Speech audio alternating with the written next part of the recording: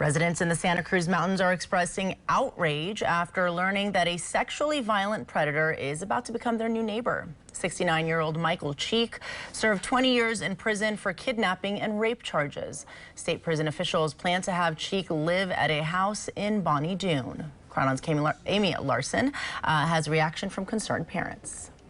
A convicted rapist and sexually violent predator is being released from custody, and state prison officials plan to have Michael Cheek move into this house just behind me on Wild Iris Lane in Bonny Doon. Cheek is originally from Concord. In 1980, he visited Santa Cruz and violently abducted and raped a woman who he met at Seabright Beach. After he was convicted, he escaped from jail and raped a 15-year-old girl. The district attorney and the sheriff and I were notified that the state was considering placing a sexually violent predator into Bonny Doon. We think it's an incredibly bad idea for any number of reasons. This guy has no connection to Santa Cruz County other than that he raped a woman here in 1980. No family, friends, or job that we know of. It's just a totally inappropriate place to place somebody who's dangerous into a wooded community where there's very little oversight. Neighbors are very concerned, and one neighbor told me she thinks this plan is insane. There are 6 children who live right across the street from this house, and teenage girls live on both sides of the house.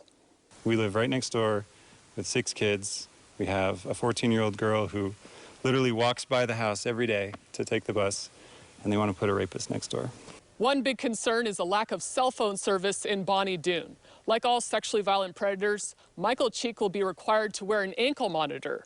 However, the residents who live here say ankle monitors don't work because there's not enough service. We actually had a foster girl living with us last year who had an ankle monitor, and it did not work up here. Cheek served many years of his sentence at Atascadero State Mental Hospital. The employees there wrote in a report that Cheek has not shown any remorse for his crimes, and his behavior is hostile and intimidating.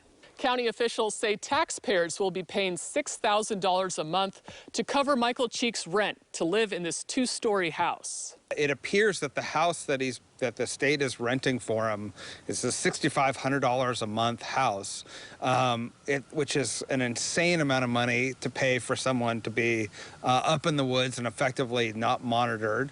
The final decision will ultimately be made by a Santa Cruz County judge. The deadlines to have public comments to the court is August 23rd, and a decision will be made soon thereafter.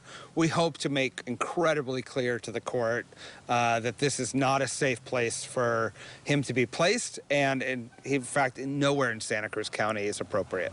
I'm Amy Larson reporting for KRON 4 News from Bonny Doon.